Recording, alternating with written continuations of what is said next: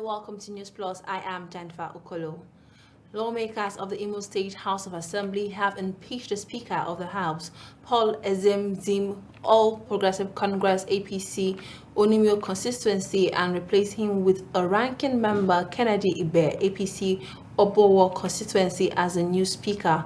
Reports say the impeached speaker was not allowed into the chamber for the plenary session at the temporary assembly complex, Ojuku Center, Owerri. The security, after disallowing him, continued making calls, but when it became apparent that they would not allow him in, he drove away. Sources say out of 18 out of the 27 members of the assembly who signed the impeachment document, about 10 were present.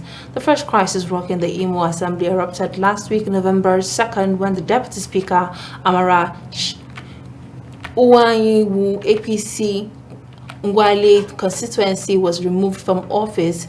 Emeziem was accused of expediting the process of impeaching Iwanyiwu, having quickly acted on a resolution document presented to him by the member representing Osu constituency, Ekene Unudumele APC, specifying that 18 members of the assembly, including the hitherto 6 suspended members, resolving to impeach Iwanyiwu.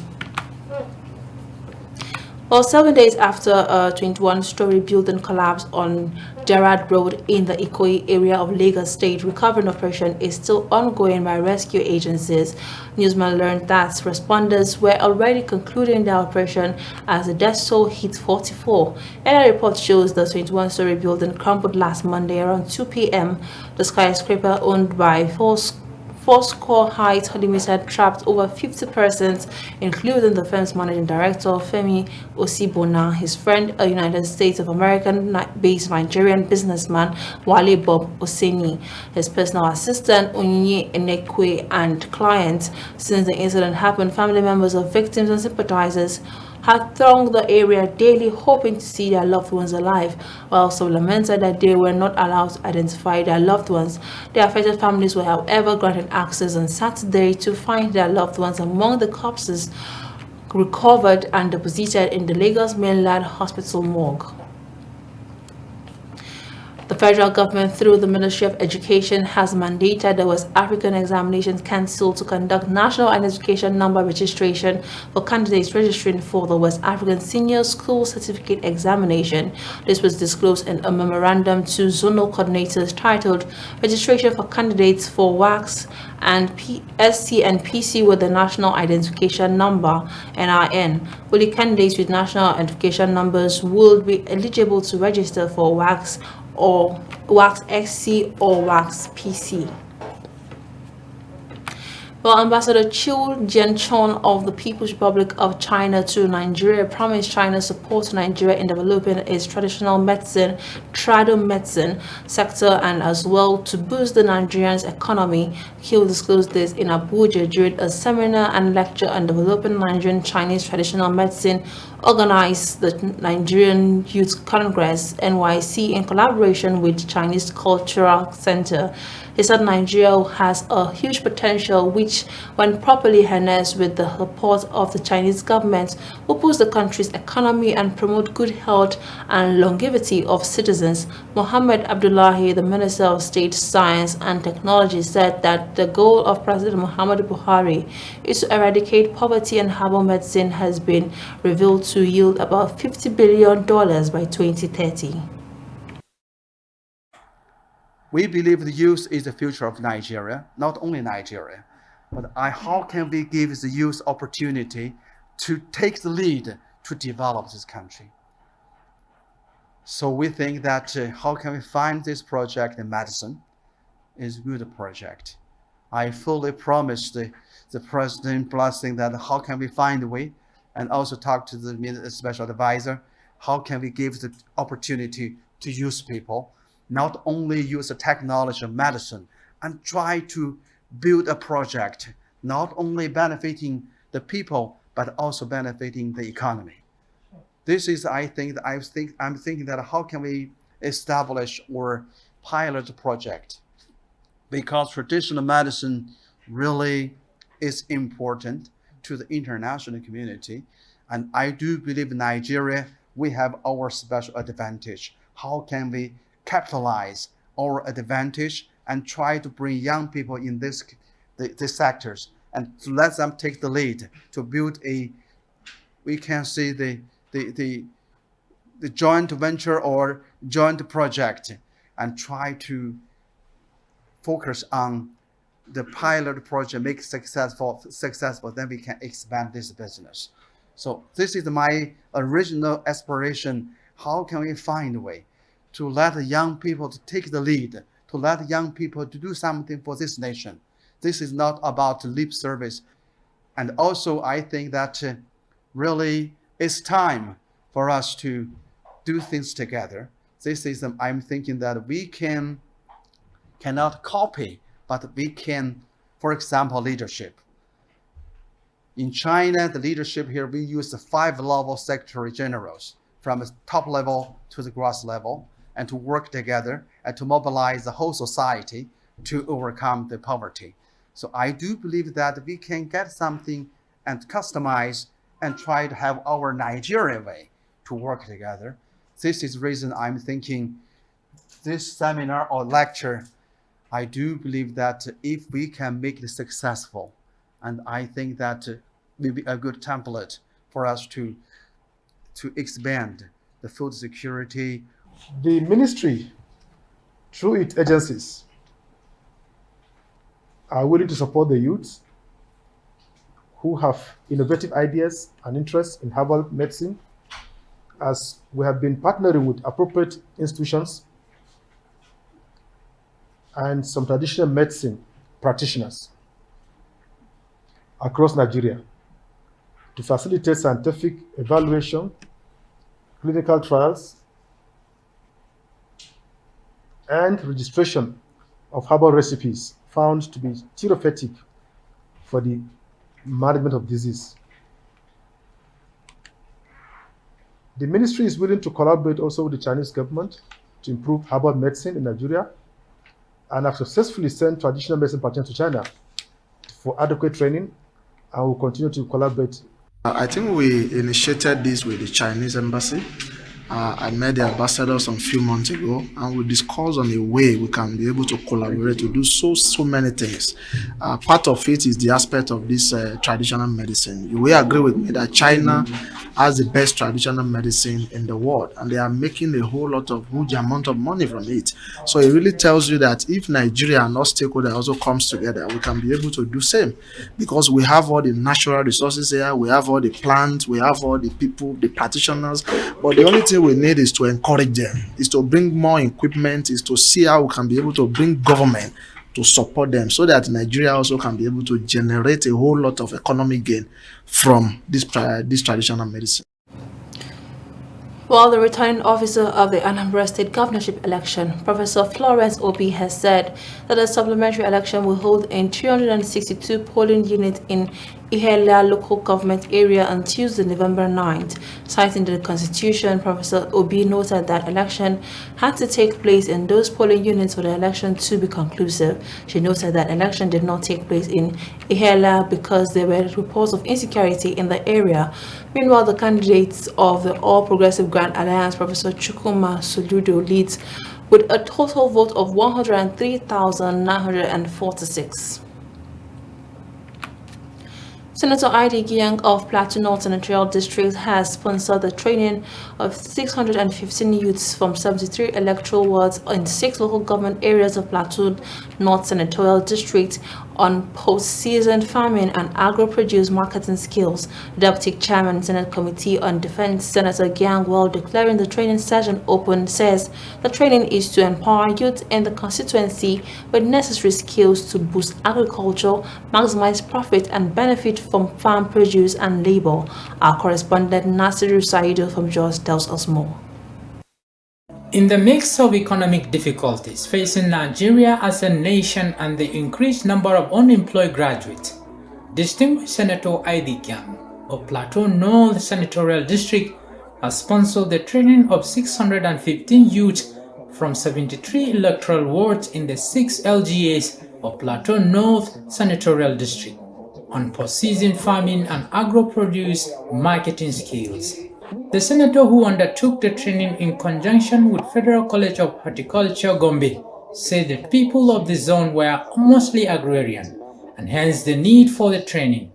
Our stakeholders and all of us from Plateau North, this is a bipartisan training that is not limited to PDP, but is for all citizens of Plateau North, because I am representing the entire people. Party stakeholders and top politicians present at the event applauded the man, distinguished Senator Ide Gyang, for the positive impact and the record performance as a credible representative of Plateau in the red chambers. We are very, very, very proud of what you are doing. And the party is there to support you. The party is here behind you. This is a knowledge that you are going to get for lifetime if you really, really put it into use. This is the people's senator. It's not about party alone, but you can see a very large heart. What else could we have asked for in the northern zone? It was designed by God for our senator to take the lead at the National Assembly. We've never had something of this nature happening on the Plateau North. We really thank God for his life, and we are praying that God should continue to strengthen him, give him more privilege to do more. He has done well, and this is what we expect from our representatives. This training that is in horticulture, in post-harvest management, is to target one of the key economic activity in my constituency, which is agriculture. A greater number of my constituents are farmers, and the management of post-harvest management has become so critical so that we can draw benefit from the labor and investment that our people do on their farms. Each of the 615 benefiting youths from Plateau North Senatorial District were empowered with seed and trader money to put to use the knowledge acquired at the training. Nasru Seidu, Viewer TV News, Jos. Justice Okon Abang of a Federal High Court in Abuja on Monday sentenced a former chairman of now-defunct Pension Reform Tax Team, Abdulrashid Maina, guilty to 61 years imprisonment, but to run concurrently for 8 years. The court had found him guilty of inducing staff of Fidelity Bank to open bank accounts for him without conducting due diligence and money laundering. Delivering the judgment, Justice Abang also found him guilty of concealing his true identity as signatory to accounts opened in UBA and Fidelity Bank by using the identity of his family members without their knowledge. These accounts were said to have cash deposits of 300 million naira, 500 million naira, and 1.5 billion naira. The court held that Maina stole monies meant for pensioners as he could not prove where he got some from. Justice Abang also held that through Maina's service as a civil servant, his salary and emoluments would not amount to the monies in these accounts. The Minister of Sports, Youth and Development, Sunday Dare, says the ministry is currently partnering FIP in training 5,000 youths in digital skills, both online and offline. The minister said this during the 2021 budget performance and the 2022 budget proposal before the House Committee on Youth and Sports Development. Dare said the ministry ensure that these youths cut across the 6 geopolitical zones of the country for national spread, since unemployment is a big challenge in the country. The minister said the ministry has 48 youth development centers across the country, but many have been taken over by lawmakers who have tuned them to constituency projects, adding that the ministry is hopeful for completing 12 across the geographical zones. The minister said out of the 20 billion naira proposed for the 2021 budget, only a meager 5 billion naira was given to the ministry, blaming the envelope system adopted by the finance ministry as impediment to project performance. Earlier, chairman of the committee, Honorable Yomi Adaramudu, charged the ministry to ensuring that Nigerian youth are given top priority in the 2022 budget.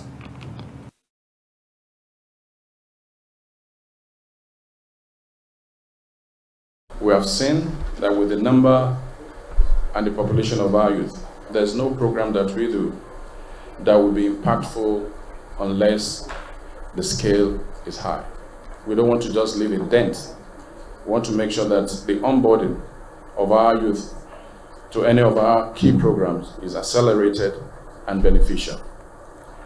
And that has been the major focus. We hope that the Youth Investment Fund, the moment we're able to get past the PPP, the Finance Ministry has assured us, we've had the final meetings, they're just waiting for that no objection document. The loan management system is ready, developed over 6 months, that there will be a major impact when it comes to empowerment of our youth. Nigerian youth must be leaders. And in order for Nigerian youth to be leaders today, there must be a very deliberate action from the leadership of Nigeria, especially the ministry that oversees, that houses everything that belongs to Nigerian youth. That's why today the only thing we want to hear from the Honorable Minister is those things that are going to put very enough smiles into the faces of Nigerian youth, so that we know the resultant effect of not caring for our youth. We know the evils in it, and we know that Nigeria needs peace. Nigeria needs progress, and if that is so, it means that the bulk of the population of Nigeria, which is about 65%, that Nigerian youths constitute, definitely we cannot just wave them with the back of the hand. We have to do very welcome appropriation to ensure and to make sure that Nigerian youths take their rightful position in place of priorities in Nigerian budgeting, appropriation, and expedition. Gunmen suspected to be bandits have attacked Rijia village in Gusau local government area of Zamfara state, during which they killed 6 people and abducted several others. A resident of the village, Musa Sani, who fled to Gusau town, told newsmen that the bandits who were on motorcycles came to the village around 1:30 in the afternoon on Sunday and began to shoot at people. He maintained that he was in the other part of the village when he heard gunshots and screaming of the villagers who were shouting for help. This made him run to the bush for safety. The spokesperson of the state's police command, SP Mohammed Sheikh, who could not be reached for comment at the time of filing this report. Meanwhile, newsmen have gathered that the bandits were still attacking the people of the state despite the security measures taken by the state government to stop the menace. Many farmers have abandoned their farmlands and could not harvest their crops due to persistent attacks by the bandits. 1 week after 2 of the 66 worshippers abducted from Emmanuel Baptist Church in Kako Daji Chikun local government area of Kaduna State have been killed by bandits. They were said to have been abducted until October 31st, 2021 during church service. Vice President of CAN 19 Northern States and Abuja and its chairman in Kaduna State, Reverend Joseph Hayab, disclosed the development. This in the message sent to newsmen. According to him, the bandits opened fire on 5 of their victims on Saturday and killed 2, while 3 others who sustained injuries are currently in the hospital. When contacted to make further clarification, especially how the injured were taken to the hospital and whether they were taken there by the bandits, Hayab declined further comments, saying, "We are not happy with the news. We are in pains." Well, 3 IDPs have been killed and few others injured in a fire outbreak at Muna Garage outskirts of Maiduguri. This is the 3rd fire inferno that has destroyed temporary makeshift tents of displaced persons this year. Correspondent Beatrice Kuritsi was at the scene where the IDPs count their losses and sadness. The 3rd fire outbreak started at about 10:30 a.m. of Sunday morning, after a previous day occurrence that razed down 205 makeshift tents in Mona Garage IDP camp. The inferno claimed 3 lives and injured few. It remains unknown the cause of the fire outbreak. Yagana Tasilim is among the fire victims. All her belongings were burnt to ashes. The mother of 4 said she was at her farmland when it happened.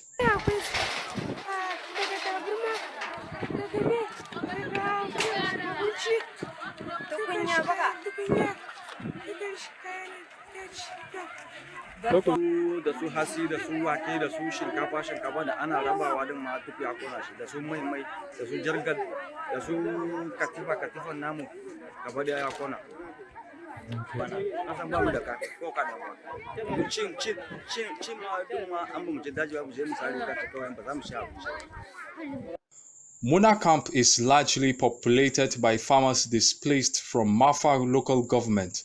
It's a haven for 300 households living in makeshift tents.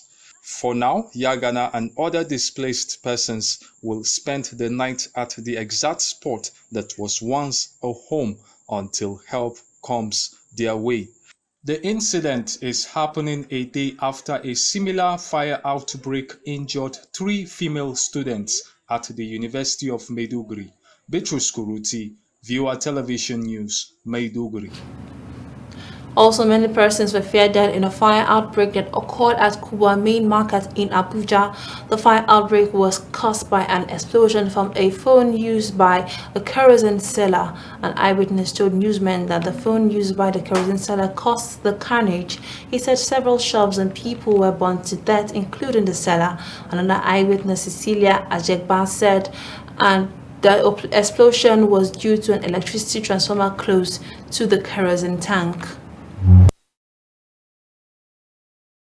Around 12, 11.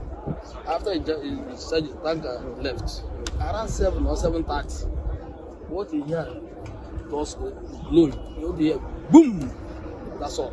See fire everywhere. As I was sitting here selling plantain, then this guy back from here. Then I know this way and I got and I run, so I don't know how to do it. Right down a little. I did not follow here again. I went back with my follow back like I go my house, so I don't know how they end. I hear that this thing now start, this fire now start. We carry plenty people go. We carry one person go to this general hospital, no gree collect am. Nobody collect am. They say nothing. For here, the thing will happen for here. What did they say happen for the hospital? They say they are not accepting any patient without a police alarm. I will say on behalf of the fire service, they really did well. They perfected very well. Because if not them, all these buildings you are seeing behind here, it goes down. Because the level of the fire that night was something, I don't know how I just explain it, but I really thank God they did.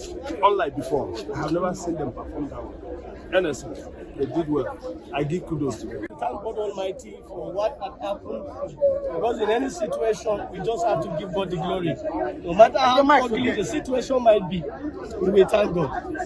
But if you see the incident that happens yesterday in Cuba, I am here to stand that it's a lesson to all, because as the executive chairman of Buhari Area Council, we have been here in order to sanitize this place. We have been here in order to warn people not to be selling along the road. And I want to tell you that people are so rude that whenever we have, in fact, the task force committee we are made, that every day we spend money in order to come here to make sure that nobody stay by the road to sell. And as it may be, we have evidences to prove beyond a reasonable doubt. This is totally a wrong perception, a wrong dealing. So this is not something that should be encouraged. As you understand, look at their position, look at the residential buildings, look at their proximity, very, very close. So it's really wrong. Entirely is very wrong. As you understand, thank you so much. This is flammable something, and when it happens that it involves lives and property. The Nigerian Association of Women Journalists has expressed concern over the spate of insecurity in the country and the rising cost of food items, cooking gas, amongst others. The complaint was stated in a communique signed by the National Secretary Helen Udofa at the end of the Nawoj NEC meeting held in Lafia, Nasarawa State between November 3rd to 5th, 2021. The communique was made available to journalists at the meeting presided over by the National President of Nawoj, Ladibala. Issues concerning the association and the state of the nation were extensively discussed and the neck in the session. All-period automobile Nigerian President Ahmed Wadada and has trained 1,000 women in various skills acquisition in the Western Senate District of Nasarawa and provided them with 10 million naira status kits, presenting the packs to beneficiaries who underwent intensive 5-day training in Kefi, Nasarawa State. Wadada said the gesture is aimed at reducing poverty amongst rural women in West Nasarawa. The PAN chairperson, who is also the founder of the Wadada Education Foundation, said the empowerment program will boost the development of entrepreneurship in the district. Responding on behalf of the beneficiaries, Hawa Mai Kefi, who was trained in catering service, expressed gratitude to Wadada for training her in modern catering service skills and providing her with a status kit. But this time around, we targeted women because we all know what it is to empower or educate a woman. When you educate and empower a woman, you are empowering the entire society. Educate a woman, you educate a nation. Empower a woman, you empower the nation. So that is why we have chosen this time around to empower our women, and not just to empower them by acquiring skills, but to, of course, complement it with starter packs for them, so that you do not empower them by training them to acquire the skills and you let them go home empty-handed. If they go home empty-handed, the skills that they have acquired may go to waste because they may not have the wherewithal financially to be able to start on their own. And that is why we have put together starter packs for the trainers in the various aspects of the skills they have acquired, so as to take home and commence operations immediately after the training. While growing up, I have been a humanitarian, and anytime I went to any rural communities and see women, how women suffer, what I actually crave for them is two things: education and skills. So seeing him empower almost 1,000 plus women is actually something that I'm really happy about, because the woman, if you educate a woman, is like you educate the entire world. So empowering her with skills, she'll help so many people. She'll come across her friends, her family, her husband, and so many other people. So I think it's a win-win something. And that's more you can take on News Plus. Do stay tuned and enjoy the rest of our programs. Thanks for watching.